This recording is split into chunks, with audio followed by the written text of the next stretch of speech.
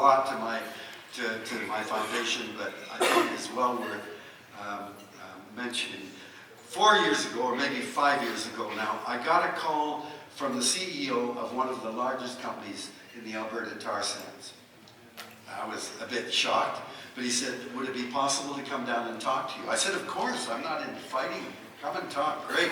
Next day, he showed up from Fort McMurray in my door, and I thanked him and said how honored and thrilled I was and all that. Then I said, before you come into my office, please do me a favor. I want to leave your identity as a CEO outside the door. I want you to come in my office and meet you as one human being to another. Because I want to find out, what do we agree on? If we don't start with a platform of agreement, then what the hell is all the discussion about pipelines and climate change and all of that other stuff? We're looking at it from totally different points of view. So let's find out, what do we agree on? And he wasn't too happy about that. That's not why he came. But he was a good man. And he reluctantly came in the door. I said, look, I understand this isn't what you thought we would talk about. But let me explain my position. I said, we live in a world that is shaped and constrained by laws of nature, and there's nothing you can do about it. We have to live within those constraints. I said, physics tells you can't build a rocket that will travel faster than the speed of light.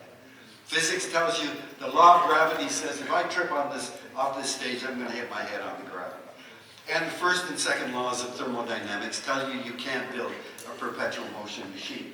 Those are constraints imposed by the laws of physics, and we live within that. And in chemistry, it's the same.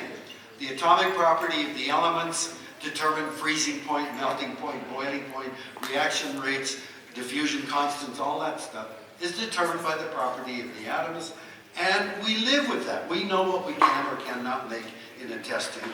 That's a constraint that nature imposes. And finally, biology, it's the same. We live within a world constrained by the laws of biology. I said, the number of species of plants or animals has a limit, and if you exceed that limit, your population will crash. And that limit is determined by the carrying capacity of an ecosystem or a habitat. Humans aren't confined to an ecosystem or a specific habitat, but we live within the biosphere, the zone of air, water, and land where all life exists. That's our home, and it's fixed. We can't grow indefinitely within that. And so our species will have a limit. Most scientists I talk to agree we're long past the carrying capacity of the biosphere. And then I said, Mr. CEO, we're animals. Man, I can see he didn't like being called an animal. I remember I gave a talk in Austin, Texas in the 1990s at the first annual Green Building Conference in the United States. There were 3,000 people in the audience and a lot of children in the audience. So I said at one point I said, now kids, if you remember one thing from my speech, remember we are animals. Man, did their parents get pissed off at me. This woman came up and said, don't you call my daughter an animal, we're human beings. I said, I'm sorry, madam, but I'm a zoologist. If she's not an animal, she must be a plant. We are animals. And I said, Mr. CEO, as an animal, what is the most important thing that you need? And instead of giving me the answer immediately, he went, well, and I could see he's thinking money, a job. I said, look, if you don't have air for 3 minutes, you're dead. If you have to breathe polluted air, you're sick. So will you agree with me that clean air should be sacred? It gives us life and a livelihood and an existence. And we have a responsibility to care for clean air because we're not the only animal that depends on that clean air for our lives. And then I said, Mr. CEO, you and I, we're 60 to 70% water by weight. And we leak water. It comes out of our skin and our eyes and our mouth and our crotch. We lose water all the time. And so if you don't have water for 4 to 6 days, you're dead. If you have to drink contaminated water, you're sick. So isn't clean water, like clean air, a sacred gift and a responsibility that we have to protect? And then I said, we can last a lot longer without food, and some of you can last a lot longer than I can, but 4 to 6 weeks without food, and most of our food comes from the soil, we die. And if we have to eat contaminated food, we sicken. So clean food and soil join clean water and clean air. And then finally I said, every bit of the energy in your body and mine that we need to move and do work and grow and reproduce, all of that energy is sunlight.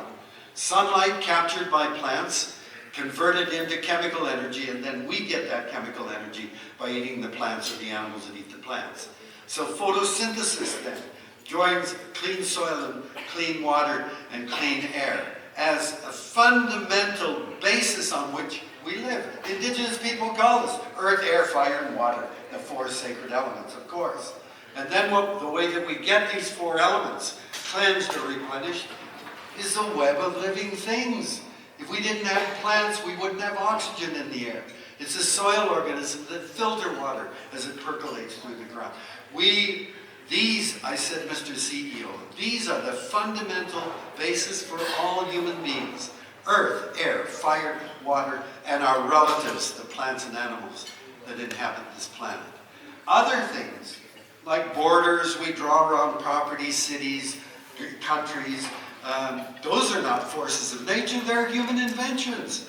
We invent things like corporations, like religions, like politicians. We invent all kinds of markets. And these are not forces of nature. We can change those.